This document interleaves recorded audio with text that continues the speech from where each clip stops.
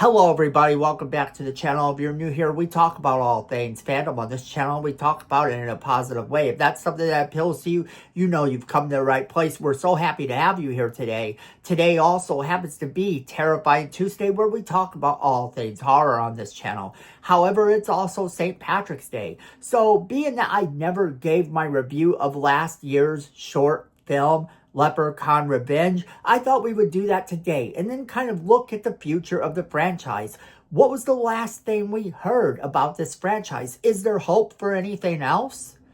Let's jump right into it.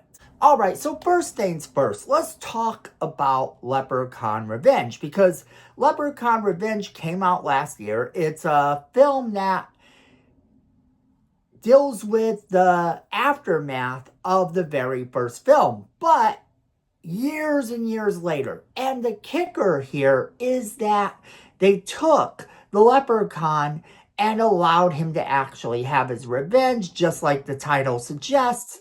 The one problem that I think a lot of people do have with this film once they notice, and you have to notice first, because if you don't know, then you can't really say that this is a game changer. Warwick Davis is not the leprechaun in this movie. No, Warwick Davis didn't come back for this little short movie. The only person that came back for this movie is Mark Holton as Ozzy. It's Lyndon Porco who is playing the leprechaun. And there's only one other cast member, Marin Altman, who plays Allison. Now, the premise of this movie is pretty simple. After surviving the first film, Ozzy now lives alone. He has his relics that he uses to protect him, all of these four-leaf clovers, everything, because he knows that one day the leprechaun is going to come back. And he sort of lives in this way where he's a bit paranoid as to, what's going to happen, as to if the leprechaun will come back for the goat that he actually ate in the first film. And today is that day. The leprechaun comes back and gets its revenge. And that is the entire premise of the movie. Now, it's a gory movie with a lot of fun little nods. They show clips from the film. It is really actually pretty fun. I urge you to check this one out if you haven't already checked it out today. Or if you're watching the Leprechaun franchise, pop this little short film from YouTube on at the end. It is amazing for what it is. You don't really feel like Warwick Davis didn't return, and I think that's actually something that this film does well, because normally if you don't have Warwick Davis in this film, you're going to notice every time that you see the Leprechaun movie that didn't have Warwick Davis as a leprechaun, you've noticed. But this particular one, I think the performer does well enough that it works anyway, despite Warwick Davis not being in it. Now, this film was directed by Jason Levy and Michael Levy. And I'm sorry if I did mispronounce their names. It was written by Mark Jones, Jason, and Michael Levy. And it's kind of this nice little nod to the original film, but also serves as kind of that hope that one day we will see the leprechaun return in a proper way. Overall, I enjoyed this as a short little film. It's heavy enough on the gore. It actually delivers a lot of the time on what it promises to be, and the performances are solid. It was nice to see one of the original actors come back and reprise his role after so many years. It makes you kind of hopeful that we could get more of the same, but that's kind of the thing. This was just done in that hopes that we could possibly get more. Overall, like I said, I enjoyed the movie. I just wish that it wasn't kind of out there with nothing promised afterwards.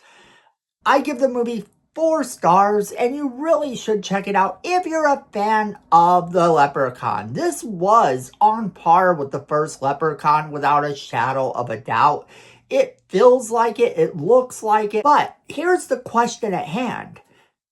Could we ever get another Leprechaun movie that actually feels like it's part of the franchise? Because a lot of people will argue that some of the later films didn't feel like they were part of the franchise. So this is what we know about the Leprechaun franchise. Basically, this is as of last year. The last major update was in July of 2025, about the time that this short little movie came out. And basically it says that Lionsgate was fast-tracking a new entry in the Leprechaun franchise. And the script was reported to be in existence, penned by Mike Van Wees, and I'm sorry if I mispronounced that name, and an upcoming filmmaker, Philippi Vargas, who was attached to direct.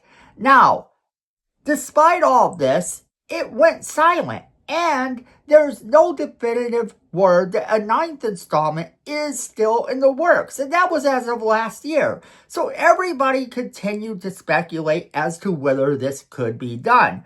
And then they asked the question. Basically, they asked Jones what his main caveat to return was, and he said, "I'll tell you right now, I wouldn't do it without Warwick Davis."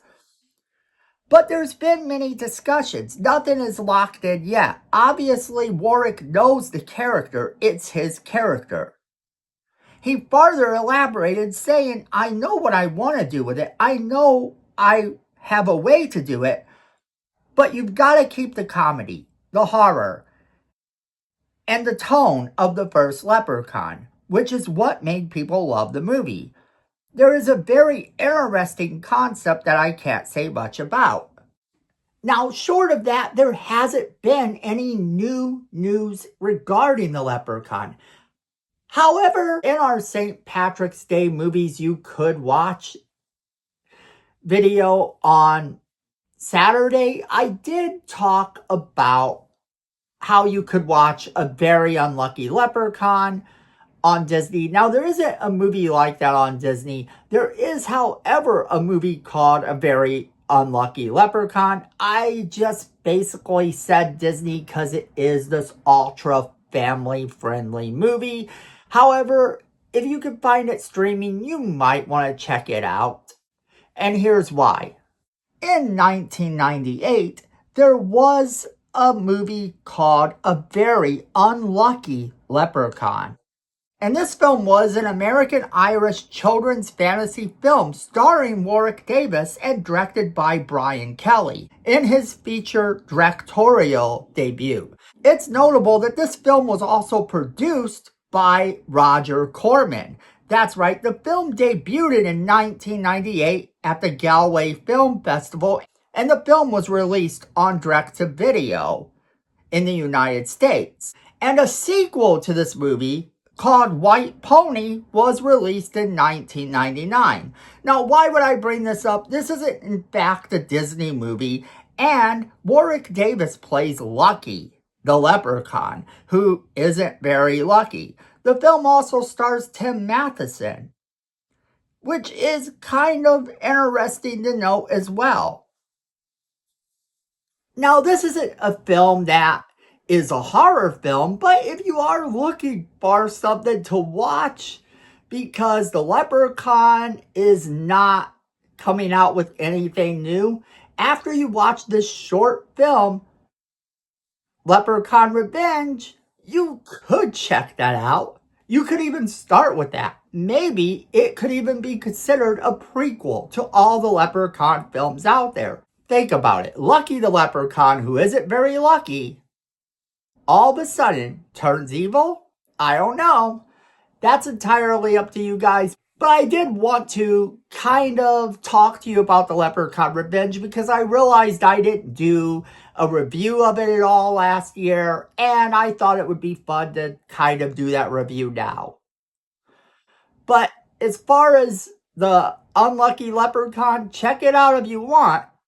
It is Warwick Davis playing a leprechaun. But I want to know what you guys think. Did you enjoy the Leprechaun Revenge? Did you not enjoy it? is it something that you consider to be canon, or do you think that it's just another fan film? Do you think that there's ever hope that Warwick Davis could come back? Or do you believe that whole thing is done and we're never getting Warwick Davis back? Are you okay with the actor who played him in the little fan-made film? Whatever you're thinking, there's no wrong answer, but I want to hear from each and every one of you, so make sure you are leaving me that comment in the comment box below. Let me know what you think. Also, don't forget to share this video with all of your friends so they can be a part of this conversation as well. Then, if you like positive content, you're going to want to let the algorithm know by hitting that like button. If you like our channel personally, you know what to do. Hit that subscribe button and that notification bell right next to it so you never miss a single video we do. Because friends, at the end of the day, I know it and you know it. Fandom is family.